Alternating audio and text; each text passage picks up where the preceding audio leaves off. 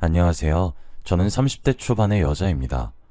제가 이렇게 사연을 보내게 된 이유는 제가 정말 아끼고 아꼈던 자매처럼 친했던 언니를 고발하고 싶어서입니다.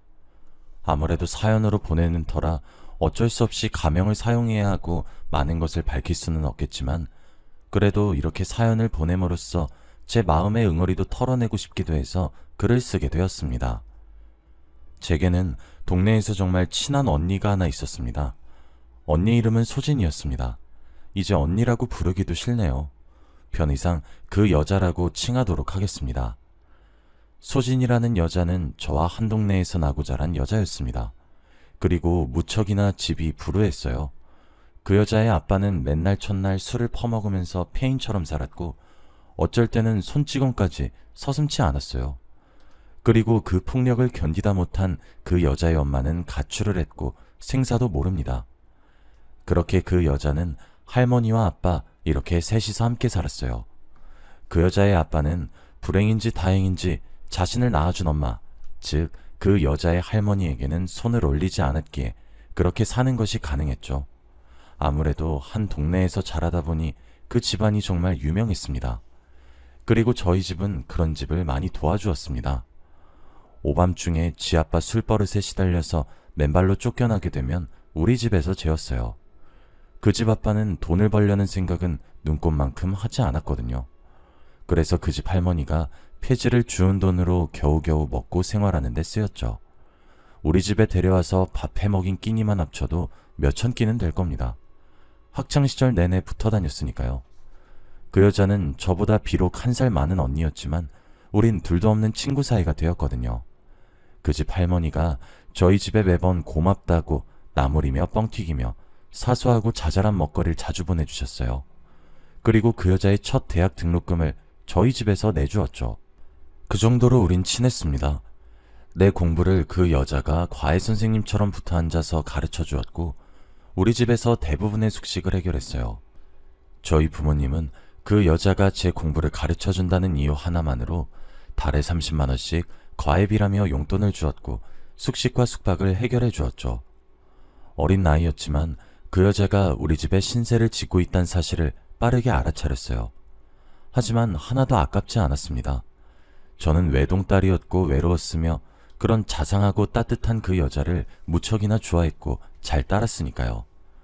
하지만 우리의 관계는 대학을 가면서부터 점차 삐걱거리기 시작했습니다. 같은 동네에서 초등학교, 중학교, 고등학교를 다닐 적만 해도 그렇게 커다란 차이가 생기진 않았었는데 대학교에 들어가고 나니 그 여자와 제 사이에서 남자 보는 기준이 확 차이가 나게 되었어요. 그 여자는 본인의 가정이 불우한 탓이기 때문인지 뭔지 자꾸 10살 또는 그 이상의 나이 차이가 나는 남자들만 만나고 다녔죠. 아니, 나이 차이를 떠나서 그런 사람들 중에서도 자상하고 좋은 남자들이 분명히 있을 텐데도 자꾸 이상한 남자들만 골라 만나고 다녔죠. 지금 생각해보면 그렇게 쓰레기들만 고르고 골라 만난 것도 능력이지 싶네요. 그 여자는 20대 초반의 나이부터 룸살롱을 가는 남자친구를 고민하는데 솔직히 한심하게 여겨졌습니다.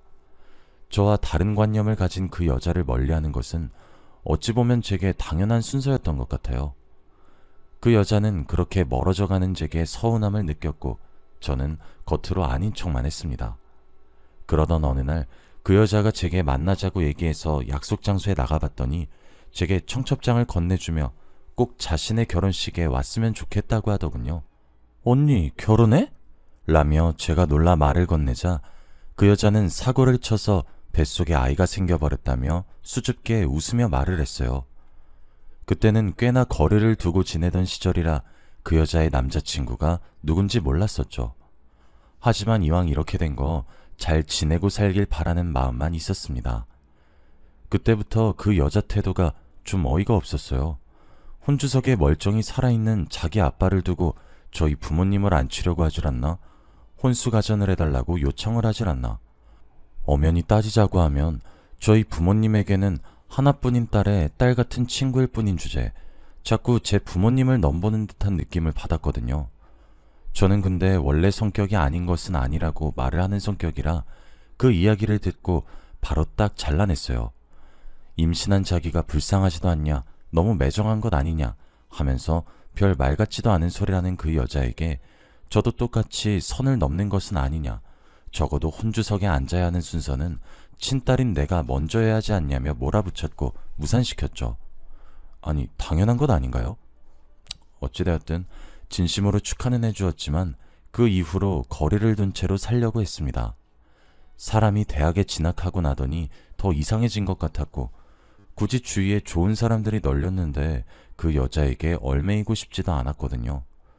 그리고 솔직히 저는 제대로 된 절차를 밟지 않고 사고를 쳐서 결혼하는 사람들을 비난할 생각은 없지만 제 기준에서는 그리 바른 경우라고는 생각되지 않았습니다. 게다가 대학을 졸업하기도 전에 그렇게 행동하는 것 자체가요. 집안이라도 여유가 되어서 지원을 받을 수 있는 환경이면 또 몰라도 자기 입 하나 풀칠하는 것도 애먹는 판국에 아이까지 놓고 남편과 함께 산다는 게 솔직히 달갑게 느껴지진 않았었죠. 전 그 여자가 잘 살길 바라는 마음은 충분했지만 더 가까워지고 싶진 않았고 실행에 옮겼습니다. 그리고 제가 굳이 그렇게 행동하지 않으려고 해도 그 여자가 애를 낳고 기르고 육아에 빠져 살게 되고, 그렇게 되다 보니 저와 점점 멀어지게 되더라고요. 저는 그렇게 몇 년 사이에 제 커리어를 쌓았고 스펙을 쌓아서 좋은 성적으로 대학을 졸업해 취직에 성공했어요. 그 여자도 아이를 유치원에 맡길 정도의 시간이 지나고 나니 여유가 생겼던 것인지 제게 연락을 해오기 시작했어요. 나중에 들어보니 시집살이도 장난 아니었고 남편인 사람도 엄청 가부장적이고 뭐 그렇다고 하더라고요. 그런데 몇 년의 시간이 흘러서 그 여자와 다시 만남을 교류하기 시작했는데 저도 그 사이 많이 유해지기도 했고 그 여자가 아둥바둥 사는 것이 안타까웠어요. 제게는 누구보다 멋진 언니였던 사람이었고 등불 같은 사람이었거든요. 그래서 다시 친하게 지내기 시작했습니다. 그리고 그쯤 만나고 있던 남자친구와 연애를 하게 되었고 결혼 이야기가 오고 가게 되었습니다. 남자친구와는 같은 직장에서 만나고 있었던 사이였어요. 사내 연애였죠. 저와 비슷한 환경에서 자라왔고 연봉도 비슷한 처지인 사람이었습니다. 그 여자는 제 결혼에 뭐가 그렇게 관심이 많은 것인지 이것저것 물어오기 바빴지만 사실 그렇게 친절하게 여러 설명을 부연해주진 않았습니다. 그 여자가 제 결혼 준비 과정을 듣게 되면 자격지심을 느끼게 될 것 아닌가 진심으로 걱정을 했었거든요. 그 여자는 제가 그렇게 말을 아끼고 아껴도 끝끝내 캐물어댔고 남편 될 사람을 소개시켜달라며 떼를 썼어요. 남자친구에게 그 이야기를 전해주니까 남자친구는 본인은 상관없다고, 그렇게 정 힘들면 그냥 한번 소개를 해주는 자리를 만들어서 얼굴을 한번 보고 치우자고 하더라고요. 가만 생각해보니 그것도 방법이겠구나 싶어서 그렇게 하기로 했습니다. 그 여자에게 말을 해주니까 그럼 저도 예비부부와 다름없으니 부부동반으로 여행이나 가자고 하더라고요. 그래, 간 김에 신나게 노는 것도 좋겠다 싶어 흔쾌히 수락했고 우리 네 사람은 펜션을 잡아 놀러 가기로 했습니다. 와, 그런데 그 여자 남편도 참 제정신이 붙어있는 남자는 아니었습니다. 나이는 똥구멍으로 잡수신 건지 나이값 하나 제대로 못하고 그 여자를 하녀 부리듯 가부장적으로 대하고 자신이 잘났고 연장자여서 현명하고 이런 것들을 정말 함께 있는 내내 이야기를 하는데 진절머리가 났어요. 그래도 그 여자 남편이라 체면이라도 세워준답시고 내내하며 넘어갔습니다. 그런데 사단은 그날 밤에 일어났습니다. 네 사람 중에서 제가 제일 술에 약한 편입니다. 밤이 되어 술자리를 가지게 되었고 아니나 다를까 제가 제일 먼저 취하게 되었죠. 저는 당연히 제 남자친구인 줄 알았는데 뭔가 손짓이 좀 끈적하고 저급한 느낌이 들었습니다. 순간적으로 뭔가 싶어서 눈을 떠서 뒤돌아보니 재수씨, 조용히 해. 다 깨울 거야? 하는데 진짜 온몸에 벌레가 기어가는 듯 했습니다. 어떻게 초인적인 힘으로 뿌리치고 소리를 왁 질렀더니 제 남자친구가 불이 나게 달려와서 방문을 열며 제게 달려왔고 저는 엉엉 울며 남자친구에게 안겼습니다.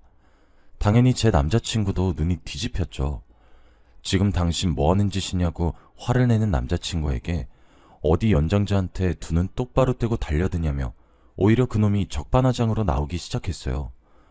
그 여자는 뭐하고 있나 하고 쳐다보니 그 광경을 동영상으로 찍기 시작하더군요. 저는 순간적으로 낌새가 좋지 않아서 녹취를 시작했습니다. 아무도 몰래 말이에요. 그놈은 술에 취해 방을 헷갈렸다며 능글거리며 웃었어요. 저는 거짓말하지 말라고 그랬는데 그놈이 제 뺨을 때리더군요. 그리고 개판이 시작되었습니다. 결국 저희 방의 소란에 옆 독채에서 경찰을 불렀고 경찰이 옴과 동시에 저희의 다툼은 소강되었어요. 그런데 정말 가관이었던 것은 뭐였는지 아십니까? 그 여자가 경찰서에 가더니 저를 상간녀로 고소를 하겠다고 하더라고요. 제가 자신의 남편을 꼬셔서 함께 자기 위에서 방에서 기다린 것이라고 하면서요. 제가 그 여자에게 다가가서 말이 되는 소리 하는 것이냐면서 아니라고 반박했지만 자신이 동영상을 다 찍어놨다고 얘기를 하면서 상간녀 고소는 어떻게 하는지 묻고 앉아있는 거예요. 내가 진짜 지금 생각해도 녹취 하나 안 했으면 어쩔 뻔했을런지. 저도 거기서 지지 않고 그 언니에게 고소해보라고 얘기했어요. 언니가 날 상간녀로 고소를 한다고? 그래, 어디 한번 해봐. 난 무고죄로 맞고서 넣을 거고 지금 여기서 네 남편 성추행으로 고소하고 폭행죄로 고소할 거야. 경찰관님께 제가 휴대폰으로 녹음한 우리 대화 파일을 건네드렸습니다. 어찌되었든 그 녹취 파일 속에서 제가 뺨을 맞는 소리가 나서 폭행이 증명이 되었으며 아무리 실수라 쳐도 그놈이 절 안 놨다고 시인하는 부분이 함께 녹취되어 있었기에 성추행 또한 혐의가 인정이 된다고 말씀하시더라고요. 그리고 그 순간 바로 그 년놈이 꼬랑지를 팍 내리며 태도를 달리하더군요. 저는 눈 하나 깜빡하지 않았고 합의 따위 없을 거고 법적으로 처리하고 싶다고 고소장을 써내려갔습니다. 저보고 독한 년이라 소리치는 그 여자를 향해 내가 독한 년이면 넌 뭐냐?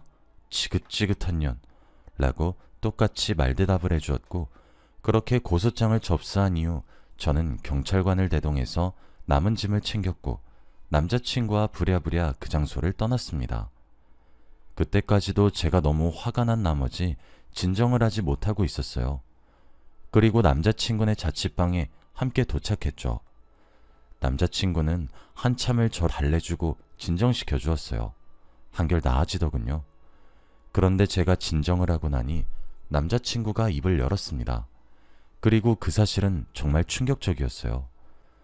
제가 그렇게 먼저 잠에 들고 난 이후 그 여자가 제 남자친구한테 제안을 했다고 하더라고요.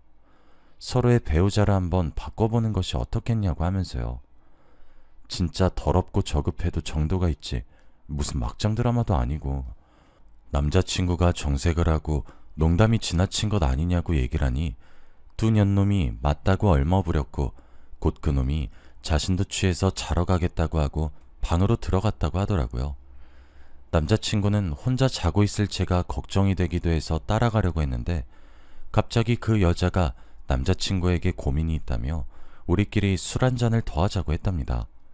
그러면서 제 남자친구에게 한다는 말이 진지하게 만나볼 생각이 없냐고 했답니다. 자신이랑 제 남자친구랑 그렇게 진지하게 말이에요. 제가 무슨 커다란 잘못을 한 것도 아닌데 왜 제 미래를 망치려고 드는지 정말 알 수가 없었습니다. 남자친구에게 진짜냐고 여러 차례 물으니 남자친구가 맞다고 하더라고요. 그리고 그 제안을 듣고 당황하던 바로 그 순간 제 비명소리가 들렸고 달려갔더니 그 상황이 벌어졌었다고 하면서요. 휴대폰으로는 그 연놈들로부터 사과의 문자와 합의해달라는 내용이 빗발치게 오고 있었습니다. 멍청하게 자신들이 몰아가면 되는 건 줄 알았던 건지 뭔지 저는 바로 그 여자에게 전화를 걸었고 남자친구에게 들은 사실을 얘기하며 바른 대로 말을 하라고 윽박을 질렀고 그 여자의 자존심을 살살 긁었습니다. 무시하는 듯한 말투로 일부러 말을 하면서 말이에요. 그랬더니 제 예상을 어쩜 그리도 벗어나지 않는 것인지 제게 그러더라고요. 그래, 그랬다. 넌 뭐가 그렇게 전부 쉬워? 부모 사랑 듬뿍 받고 자랐고 학벌도 좋고 다 만족스러우면서 네 남자 하나 정도 언니인 나한테 양보하는 게 그렇게 힘드니? 그래, 내가 네 그런 팔자 부럽고 짜증나서 회방 좀 났다. 그래서 내 남편이랑 짰던 거고 내 남편 보고 네가 자고 있는 방에 가서 또 사주했다. 됐니? 하더라고요. 사람이 너무 화가 나고 어이가 없으면 할 말을 잃는다는데 제가 딱 그랬습니다. 그리고 화가 나고 어이가 없는 것을 떠나 정말 무섭기까지 하더군요. 제 휴대폰은 통화 내용이 자동으로 녹음이 되기 때문에 그렇게 결정적인 언니의 한마디는 당연히 증거로 삼았고 이튿날 변호사를 선임했습니다. 저는 끝까지 합의해주지 않았고 빗발치는 연락이 지속되는 것도 협박죄로 걸어버렸습니다. 저는 최선을 다해 법의 테두리를 벗어나지 않고 그 여자 인생을 조져주고 싶었거든요. 당연히 법원의 판결은 제 손을 들어주었고 그놈은 성추행 및 폭행의 혐의가 인정이 되었다는 판결을 받았습니다. 그 여자의 녹취 파일이 결정적 증거가 되어주었거든요. 두 가지 혐의가 겹쳤기 때문에 다분히 의도적인 판단으로 6개월의 징역을 추가로 살게 되었어요. 저는 그 여자를 만나 따로 얘기했습니다. 2번 다시 내 가족과 내 눈앞에 나타나지 말라고 말이에요. 가족의 정이 그리웠던 거였으면 충분히 가족이 되어줄 생각이었고 자매가 필요했던 거였으면 언니 대접해줄 생각이었는데 모두 발로 차버린 것은 너란 사실을 잊지 말라고 했어요. 그 여자는 눈물을 뚝뚝 흘리면서 자기 연민에 빠졌어요. 더 이상 들을 가치가 없어 2번 다시 엮이지 말자고 얘기를 했죠. 그리고 저는 이 이야기를 본가에 낱낱이 말해주었고 만일 그 여자가 우리 본가에 찾아온다고 하더라도 절대 문을 열어주지 말고 들이지 말라고 신신당부를 했습니다. 딸 같은 친구여서 소중했어도 하나뿐인 외동딸을 건드리려 했단 사실은 충분히 저희 부모님을 분노하게 만들었죠. 그리고 저는 무사히 남자친구와 결혼을 하게 되었습니다. 남자친구와는 내년에 결혼을 하고자 했었는데 아무래도 이번 일을 겪게 되면서 남자친구가 저를 혼자 두는 것에 커다란 불안감을 느끼게 되어버려 결혼 날짜를 한참이나 앞당기게 되었어요. 들리는 이야기로는 그 이후 그 여자는 저희 집 본가에 자신의 아이와 함께 찾아왔다고 합니다. 그리고 그런 여자와 아이를 저희 엄마가 소금을 뿌리며 내쫓았다고 해요. 검은 머리 짐승은 거두는 것도 아니라더니 너 때문에 우리 딸 팔자 꼬일 뻔했는데 무슨 낯짝으로 여길 찾아왔냐고 소리를 버럭버럭 지르면서 화를 내니까 그 여자가 자신은 딸이 아니었냐고 울면서 물었답니다. 저희 부모님은 우리 딸을 괴롭게 만들어 놓고 뻔뻔하게 굴지 말라며 내쫓았고 질질 짜면서 돌아갔다고 하더라고요. 저는 정말 그 여자가 두고두고 불행했으면 좋겠습니다. 아직도 저는 악몽에 시달리면서 힘들어하고 있는데 제게 이런 상처를 남긴 만큼 불행하길 바라고 또 바랍니다. 한편으로는 그 여자가 왜 그렇게 망가진 건지 정말 알 수가 없어요. 대체 어떤 일이 생겼길래 그렇게 한 사람의 인성이 망가지는지 불쌍하고 안타까운 일인 것은 확실하지만 그렇다고 해서 제게 해를 끼치는 것을 용납할 정도로 저는 착하지 않거든요. 세상에 참 별일이 다 있다고 하는데 제가 겪은 일 또한 손에 꼽힐 만큼 기가 막힌 일인 것 같아요. 여기까지가 제 이야기입니다. 저는 앞으로 마음도 치유를 하면서 열심히 살아가 보려고 노력할 겁니다. 이번 일로 배운 것이 있다면 정말 친구는 가려 사귀어야 되겠다는 것 하나는 제대로 배운 것 같아요. 그래도 이렇게 글을 써서 하소연을 하게 되니 마음에 있던 응어리진 분노가 조금은 덜어진 것 같아요. 여러분들도 항상 조심하시길 바랍니다. 항상 행복하시고 건강하시길 바라며 글을 마칩니다.